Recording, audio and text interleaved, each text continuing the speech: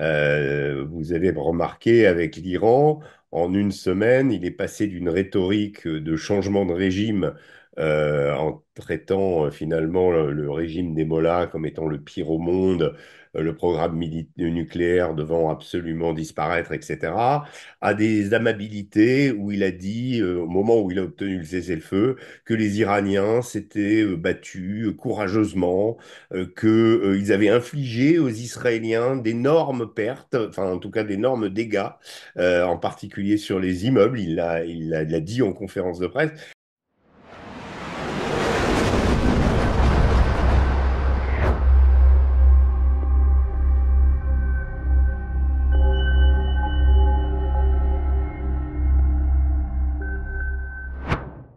Bonjour à tous, chers abonnés d'Omerta, bienvenue dans cette nouvelle émission d'actualité pour parler de Donald Trump et particulièrement lors de ce sommet de l'OTAN qui s'est déroulé ce mardi et ce mercredi.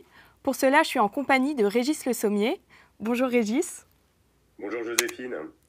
Est-ce que le succès militaire de Donald Trump suite au cessez-le-feu entre Iran et Israël a participé à renforcer sa position de leader lors de ce sommet ?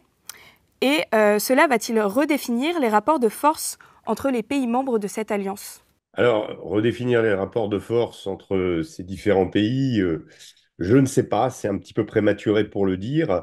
Ce qui est intéressant, c'est quand même que le timing de cette conférence de l'OTAN intervient juste après, évidemment, l'obtention par Donald Trump d'un cessez-le-feu dans le cadre de cette guerre entre Israël et l'Iran. C'était quand même quelque chose d'assez inattendu, d'autant que on s'acheminait plutôt au moment des frappes, en particulier samedi dernier, sur les sites nucléaires iraniens opérés directement par les Américains, vers un engagement des Américains aux côtés des Israéliens dans cette guerre, et donc finalement une sorte de reniement de la part de Trump de sa promesse de ne pas déclencher de conflit. Ce qui est très intéressant, c'est que justement, il a pu se permettre à la fois de frapper de façon chirurgicale avec une extrême précision et un succès énorme, comme il le dit à longueur de tweet, sauf que bon, on ne sait pas encore exactement quel sera l'impact sur le programme nucléaire iranien. Il est peut-être un peu prématuré de dire que ce programme a été éliminé grâce à ces frappes. Mais enfin, en tout cas, dans la rhétorique de Donald Trump, c'était le cas. Et on s'est imaginé que Donald Trump allait du coup poursuivre la guerre aux côtés d'Israël. Il n'en a rien été. Donald Trump a presque aussitôt, juste après la riposte calibrée des Iraniens, qui avait même prévenu les Américains sur quelle base ils allaient viser, donc une sorte de riposte symbolique, eh bien Donald Trump a obtenu des deux adversaires le cessez-le-feu qui, du coup, lui restitue ce titre de président de la paix. Et il arrive un petit peu auréolé de cette victoire, on va dire, militaro-diplomatique, comme étant véritablement le chef du monde libre, enfin de ce qu'on appelait le monde libre, c'est-à-dire l'Occident, au sommet de l'OTAN. Il fait taire les dissonances, il fait taire la stratégie, ce qu'on avait appelé la stratégie de l'homme fou, c'est-à-dire de Donald Trump s'agitant dans tous les sens et finalement se faisant écouter par personne. Eh bien, finalement, oui, cette imprévisibilité de Donald Trump, cette capacité à frapper et ensuite à obtenir un cessez-le-feu, eh bien, était quand même saluée d'une croix à l'avantage de Donald Trump, qui a pu arriver et mener ce sommet de l'OTAN, mettre un petit peu les adversités à l'index et obtenir surtout de la part des puissances, des 32 membres de l'OTAN qui étaient réunis, une augmentation jusqu'à 5% de leur budget militaire consacré justement à l'Alliance, à l'exception de l'Espagne, et les autres ont accepté. Donc ça, c'était un souhait depuis longtemps exprimé par Donald Trump, depuis bien avant cette mandature, pendant la précédente, Donald Trump s'étant toujours plaint que les États-Unis, en fait, mettaient la main à la poche de façon trop importante pour assurer la sécurité de leurs alliés et que les alliés devaient payer. Là, en l'occurrence, il a obtenu gain de cause et il a pu quitter le sommet de l'OTAN justement avec, on va dire, ce souhait de campagne réalisé, ou en tout cas cette promesse étant actée. Voilà. Alors, Donald Trump, en cherchant à convaincre le président ukrainien Zelensky d'un cessez-le-feu avec la Russie, ambitionne-t-il à nouveau de se positionner comme l'artisan principal d'une paix entre Moscou et Kiev? Et quels sont les objectifs politiques derrière? Alors, déjà, ce qu'on peut se noter, c'est qu'il est aujourd'hui à nouveau plus ou moins en... Vous savez, avec Trump, ça fluctue, mais in fine, il y a toujours un cap.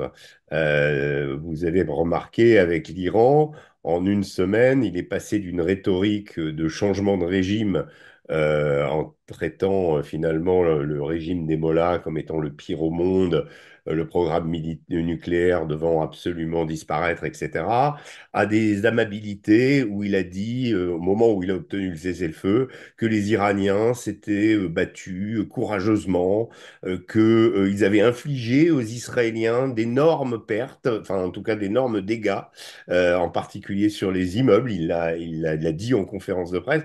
Donc on est passé un petit peu, comme il a obtenu gain de cause, on va dire, c'est-à-dire un accord de la part de l'Iran et d'Israël, eh bien du coup il est à nouveau, on va dire, plus aimable.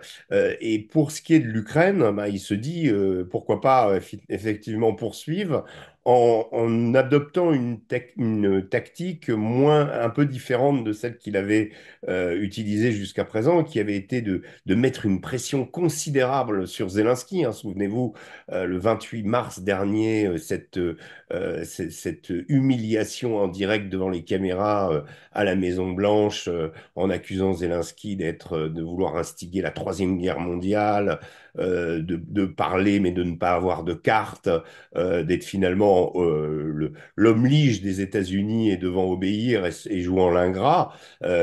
Opération qui avait été orchestrée également avec l'aide de J.D. Vance, le premier, le vice-président, pardon, américain. Donc Zelensky en était ressorti complètement éreinté, les choses s'étaient rabibochées. Là, cette fois-ci, Zelensky semble plus en grâce aux yeux de Donald Trump.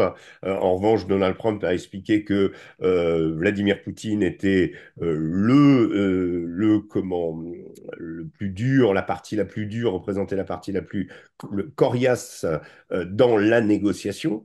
Donc il a remis un peu la pression sur Vladimir Poutine, mais il a quand même parlé de négociation. Donc ça veut dire qu'il est toujours dans l'idée d'obtenir une paix, dans l'idée de pouvoir rapprocher les adversaires. Et là, encore une fois, ayant réussi à obtenir un cessez-le-feu qui, jusqu'à présent, dure, hein, la vraie question, c'est est-ce que ce cessez-le-feu va se poursuivre par une sorte d'arrêt de cette guerre? Pour le moment, c'est encore un peu tôt, mais il a cette carte à son avantage qui peut lui permettre de facto de poursuivre et de remettre de la vigueur à ce processus de négociation duquel les États-Unis s'étaient détachés en disant que finalement il n'arrivait à rien et que comme il n'arrivait à rien, il s'en retirait. Là, on sent que il y a peut-être une appétence renouvelée de la part de Donald Trump d'essayer de solutionner ce conflit en sachant que c'est comme quand même l'objectif qui s'est fixé à l'international, c'est de faire la paix. Comme vous l'avez dit précédemment, en exigeant que les pays européens consacrent 5% de leur PIB à la défense d'ici 2035, Donald Trump affirme-t-il la suprématie militaire des États-Unis? Bah, écoutez, oui, il permet à l'industrie d'armement américaine de tourner à plein régime pendant, on va dire, les 10 ou les 20 prochaines années. Parce que il est clair que, en dépit du souhait de chefs d'État comme Emmanuel Macron, qu'il y ait une véritable Europe de la défense, que nous puissions développer nos armes, nous avons des armes, nous les développons, mais l'augmentation de ces budgets est telle que la plupart des pays européens viendront les acheter aux États-Unis, en fait. Donc, c'est-à-dire qu'il y a de quoi pour Trump être satisfait, c'est-à-dire que non seulement l'Europe va prendre en charge sa défense, mais elle va prendre en charge sa défense avec des armes américaines.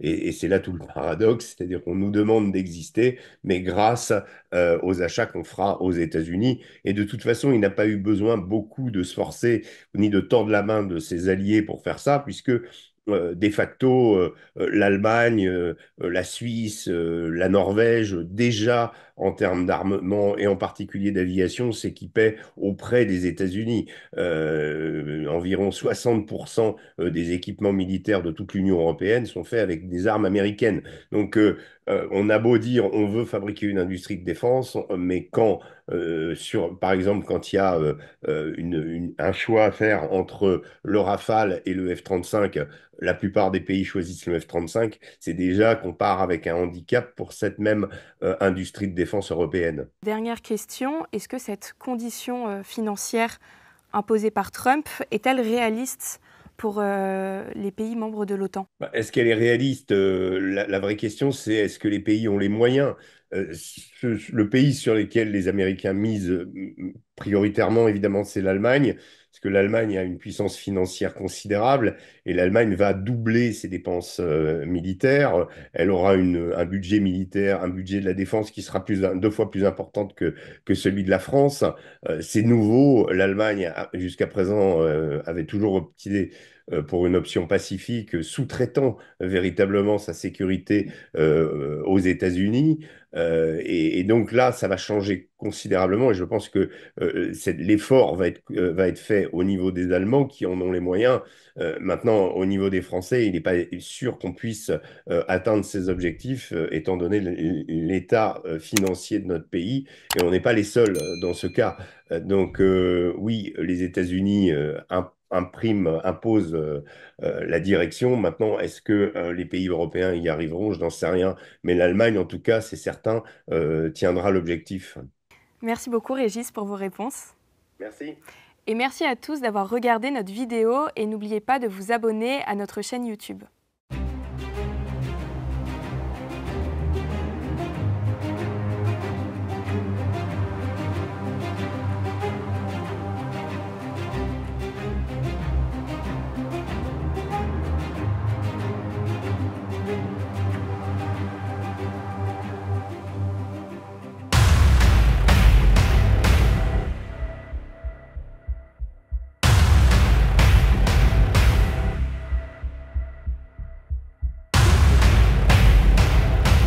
Avance.